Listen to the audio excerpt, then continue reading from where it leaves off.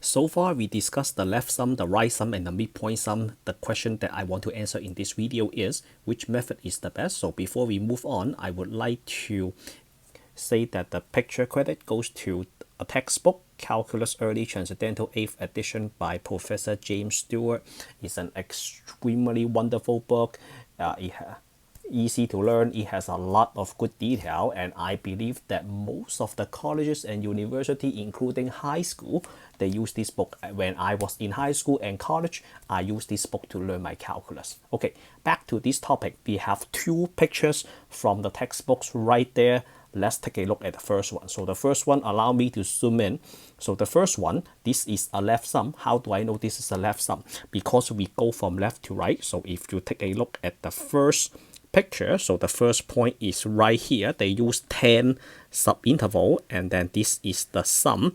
So this is the first one, second one, third one, fourth, fifth, sixth, 7, 8, 9, and 10. So that is the left sum using 10 subintervals, and then we have a picture, and then we have the sum. The sum is the L10. This 0.285 is the total area under the curve. It is just an estimation. So if you increase the number of subinterval to 30, so using 30 subintervals, we have a different sum. This is a 0.3169.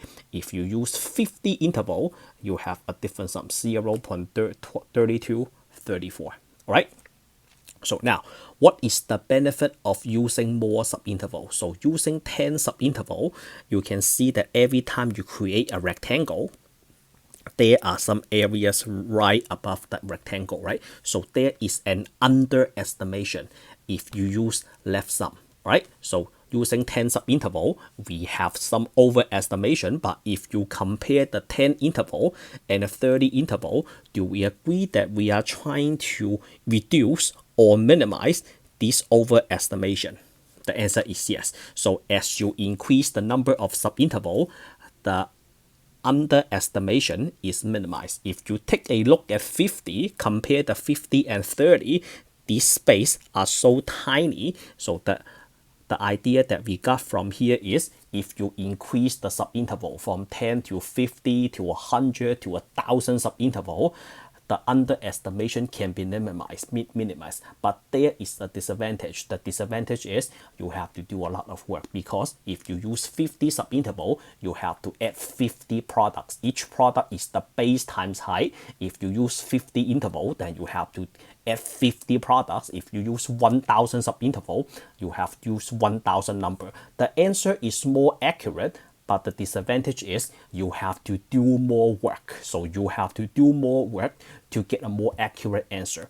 What about right sum? So for the right sum, we take a look at the next picture. From right sum, we go from right to left. So the first point on the right, so that is the first one, second one, the third one, 4, 5, 6, 8, 1, 2, 3, 4, 5, 6, 7, 8, 9, and the last one, the 10th. So this one, if you take a look at the top of the rectangle, there are overestimation, right? So using 10 subinterval, here is the sum. R10, right sum using 10 subinterval is 0.3085, and then if you increase the number of intervals to 30, you get a different sum. So this is more accurate, because if you compare the 10 subinterval and the 30 subinterval, you can see that the overestimation is reduced. Every time we create an interval, we create a rectangle, we have some overestimation, right? If you increase the number of subinterval, the rectangle is so skinny such that if you take a look at the overestimation, this part is so small.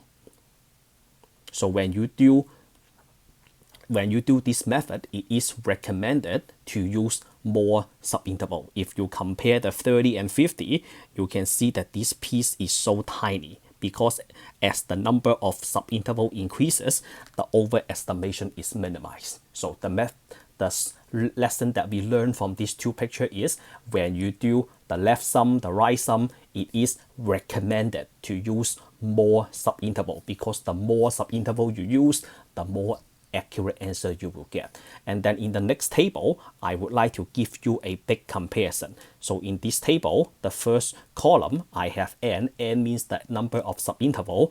I have 10, 20, 30, 50, 100, and 1,000. And then the second and the third column, I have the sum using left sum and right sum. So when n is equals to 10, the left sum is 0.285. I am looking at the first row, 0.285 versus 0.385.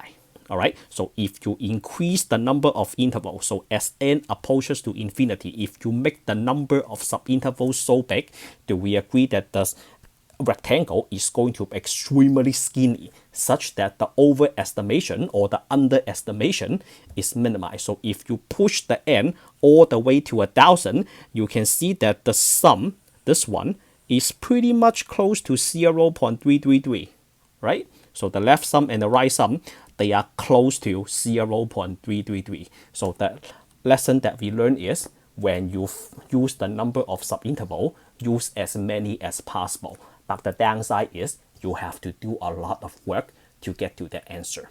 Okay, so that is the end of this video. If you think my explanation is helpful, let me know in the comment below. Like the video, subscribe to my channel. I will see you all in the next video. Signing off for now.